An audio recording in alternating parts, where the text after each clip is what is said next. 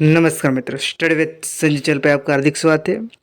आज हम बात करने वाले 25 मई के करंट रिलेटेड जो भी इम्पोर्टेंट क्वेश्चन बन सकता है इसके बारे में जानेंगे, और साथ में इसके रिलेटेड स्टैटिक जीके भी बन सकता है, इसके बारे में जानेंगे। और कल 24 मई के मैंने करंट अफेयर आपको नहीं प्रोवाइड कर पाया क्योंकि टेक्निकल एरर के कारण मैं प्रोवाइड नहीं कर पाया था। अब रेगुलर हो जाएगा, तो अब शुरू करते हैं। जिस दिन कोई भी डे नहीं मनाया जाता, इस दिन हम इस मई के डे को रिवीजन करेंगे। तो 11 मई को नेशनल टेक्नोलॉजी दिवस मनाया जाता है क्योंकि 1998 में 11 मई को न्यूक्लियर टेस्ट किया था। ये सेकंड टेस्ट था और इस ऑपरेशन का नाम रखा गया था ऑपरेशन शक्ति, और उस समय नेतृत्व किया था डॉक्टर एपीजे अब्दुल कलाम ने किया था। 12 मई को अंतर्राष्ट्रीय नर्स दिवस मनाया जाता है क्योंकि 12 में 1820 में फ्लोरेंस नाइटिंगेल का जन्म हुआ था और इसको लेडी विद द लैम्प के नाम से भी जाना जाता है। और इसकी थीम है our nurses, our future, the economic power of care. और 12 मई को अंतर्राष्ट्रीय पादप स्वास्थ्य दिवस मनाया जाता है। 15 मई को अंतर्राष्ट्रीय परिवार दिवस मनाया जाता है। 16 मई को अंतर्राष्ट्रीय प्रकाश दिवस मनाया जाता है। 17 मई को अंतर्राष्ट्रीय दूरसंचार दिवस मनाया जाता है क्योंकि 17 मई 1865 में इंटरनेशनल टेलीकम्युनिकेशन यूनियन की स्थापना हुई थी। 18 मई को वर्ल्ड एड्स वैक्सीन दिवस मनाया जाता है। 20 मई को अंतर्राष्ट्रीय मधुमक्खी दिवस मनाया जाता है। जब मधुमक्खी का अध्ययन किया जाता है तो इसे मेलेटोलॉजी कहा जाता है। जब मधुमक्खी का जो पालन करते हैं इसका अध्ययन किया जाता है तो इसे एपीकल्चर कहा जाता है। 21 मई को अंतर्राष्ट्रीय आतंकवाद विरोधी दिवस मनाया जाता है क्योंकि 21 मई 1991 में राजीव गांधी जो हमारे पूर्व प्रधानमंत्री थे उसकी हत्या कर दी थी गई थी। इसके कारण 21 मई को राष्ट्रीय आतंकवाद विरोधी दिवस मनाया जाता है। ये अंतर्राष्ट्रीय नहीं आएगा। 22 मई को अंतर्राष्ट्रीय जैव विविधता दिवस मनाया जाता है। 23 मई को विश्व कछुआ दिवस मनाया जाता है। तो ये है मई के इम्पोर्टेंट डे। तो ये वीडियो हम कम से कम 100 लाइक करने की कोशिश करेंगे, तो आप ज़्यादा से ज़्यादा शेयर कर दीजिए और चैनल पर चैनल को सब्सक्राइब कर दीजिए। अब नेक्स्ट देखते हैं। हाल ही में जारी हुआ वैश्विक शहर सूचकांक 2024 में शीर्ष स्थान पर कौन है? तो हाल में ऑक्सफोर्ड इकोनॉमिक्स द्वारा ग्लोबल सिटीज रैंकिंग 2024 जारी किया है। इसमें फर्स्ट रैंक पे न्यूयॉर्क है, सेकंड रैंक पे लंदन है, थर्ड रैंक पे सैन जोस से, और फोर्थ रैंक पे टोक्यो है, और फिफ्थ रैंक पे पेरिस से। ये वैश्विक शहर सूचकांक 2024 में है। और हमारे इंडिया से जो 300, जो टॉप 300, इसमें कोई भी शहर नहीं है। तो हमारे टॉप में गिन जाए तो 350 पे दिल्ली है, और 411 पे बेंगलुरु है, और 427 पे मुंबई है, और अंतिम स्थान पे सुल्तानपुर शहर है जो यूपी का है। तो ये आपको याद रखना है। अब नेक्स्ट देखते हैं। हाल ही में मध्य प्रदेश उच्च न्यायालय के कार्यवाहक मुख्य न्यायाधीश के रूप में किसे नियुक्त किया है? तो हाल ही में सेल नागू को मध्य प्रदेश हाई कोर्ट के कार्यवाहक मुख्य न्यायाधीश के रूप में नियुक्त किया गया है। और साथ में जो मद्रास हाई कोर्ट है उसके भी कार्यवाहक मुख्य न्यायाधीश के रूप में आर महादेवन को नियुक्त किया गया है।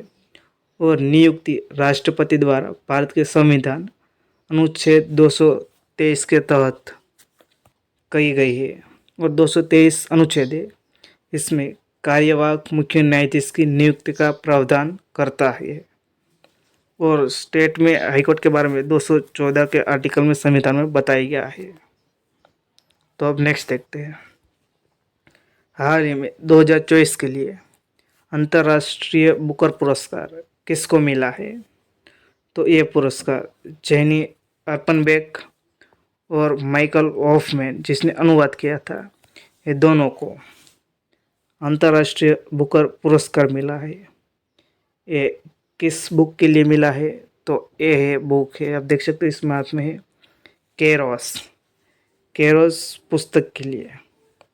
ये जेनी अर्पेनबेक ये लेखक है जो जर्मन में लिखा था और इसका अनुवाद इंग्लिश में। ये है माइकल हॉफमैन, इसने इंग्लिश में अनुवाद किया था, इसके लिए इसको दिया गया है। तो ये दोनों को 2024 के लिए दिया गया है। तो ये है, तो हम जान लेते इंटरनेशनल बुकर प्राइज़ के बारे में। इसकी शुरुआत 2005 में की थी और इसकी राशि 50,000 पाउंड दी जाती है, जबकि जिसने अनुवाद किया है इसको $2500 दिया जाता है। और भारतीय मूल के व्यक्ति को इंटरनेशनल बुकर प्राइज़ मिला है, तो भारतीय मूल के पहले व्यक्ति NS नायपॉल को इन अ फ्री स्टेट के लिए दिया गया था। और 2008 में द वाइट टाइगर के लिए अरविंद अडिगा को दिया गया था। और 2022 में, हाल ही में जो 2022 बीता है, इसमें गीतांजलि श्री को रेत समाधि के लिए, जिसके टॉम सेन के नाम से कहा जाता है, इसको लिए गीतांजलि श्री को मिला था। और इसके अनुवाद थे डेजी रॉकवेल को दिया गया था। तो ये हमारे इंडियन को दिया गया था, तो ये याद रखना आपको। अब नेक्स्ट देखते हैं। हाल ही में एयरबस कंपनी के बीच एयरबस हेलीकॉप्टर की खरीद में वित्त पोषण के लिए किसके साथ MOU पर हस्ताक्षर किया है? इसका सिंपल बात करूँ तो जो एयरबस कंपनी है उसने एयरबस हेलीकॉप्टर, जो अपना हेलीकॉप्टर है, वो प्रोवाइड करने के लिए किसके साथ वो हाथ मिलाए, जो कि वो इतना वित्त पोषण वो कर पाए, इसके लिए वो सहाय करे, इसके साथ MOU कर दिया है।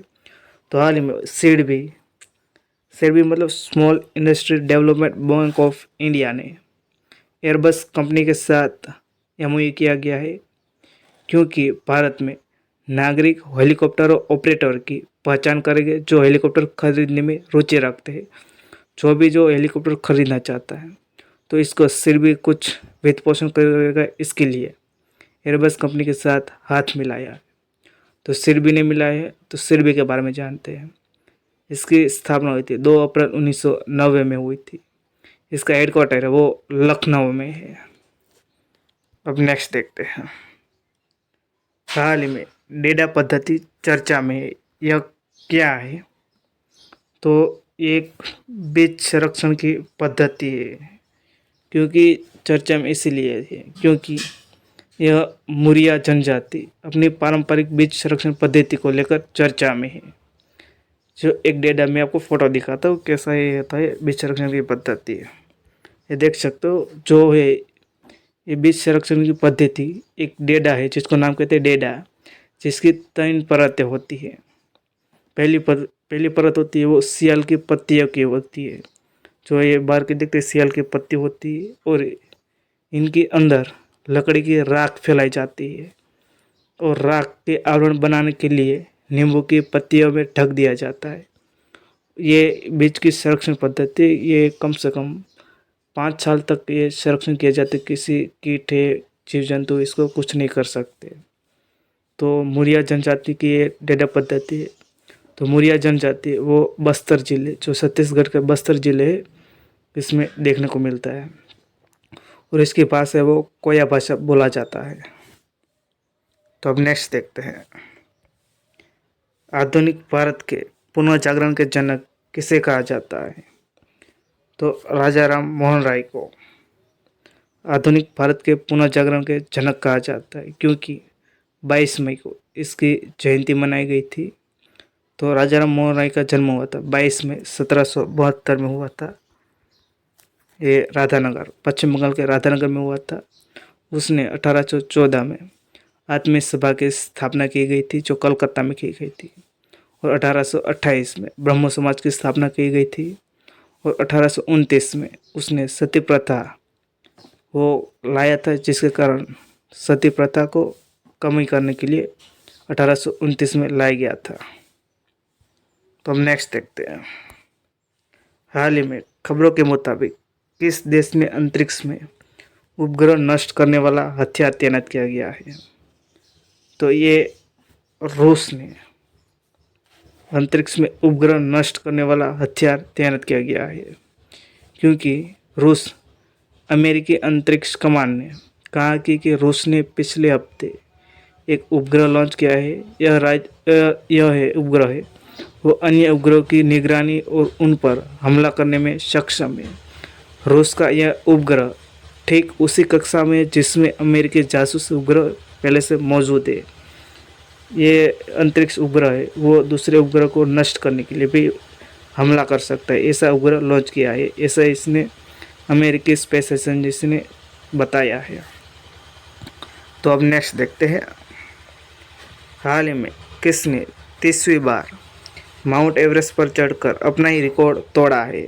तो हाल ही में कामिरीता शेरपा ने 30वीं बार माउंट एवरेस्ट चढ़कर अपना ही रिकॉर्ड तोड़ दिया था, क्योंकि जो हाल ही में कामिरीता शेरपा ने 12 मई को 29वीं बार माउंट एवरेस्ट चढ़ा था और अब वो अपना ही रिकॉर्ड तोड़ के 30वीं बार माउंट एवरेस्ट पर चढ़ गए हैं। तो ये कामिरीता शेरपा। और हाल में हमारे इंडिया के सबसे उम्रदराज भारतीय महिला बन गई जो माउंट एवरेस्ट पे चढ़ी थी, वो है ज्योति रात्रे, जो भोपाल से बिलोंग करती है। और कामिरीता शेरपा वो नेपाल के नागरिक है। तो मैंने 23 मई को आपको लास्ट में क्वेश्चन पूछा था, इसका आंसर जानेंगे। हाल ही में भारतीय सेना को रूसी AK-203 असोल्ट राइफल मिलनी शुरू हो गई है। इसका मैन्युफैक्चर कहाँ हुआ है? तो ये उत्तर प्रदेश के कोरबा में किया गया है। एक AK-203 तो हाल में भारतीय सेना को 27,000 ये AK-203 असोल्ट राइफल दिया गया है। अब आज का क्वेश्चन है जिसका आंसर आपको कमेंट बॉक्स में देना है। हीथ्रो एयरपोर्ट किस शहर में है? तो इसका आंसर आपको कमेंट बॉक्स में देना है। जिसका आंसर भी सही होगा इसको मैं हार्ट दे दूंगा। तो वीडियो आपको अच्छा लगा तो लाइक कर दीजिए, शेयर कर दीजिए और चैनल पर नए चैनल को सब्सक्राइब कर दीजिए। वीडियो देखने के लिए थैंक यू सो मच।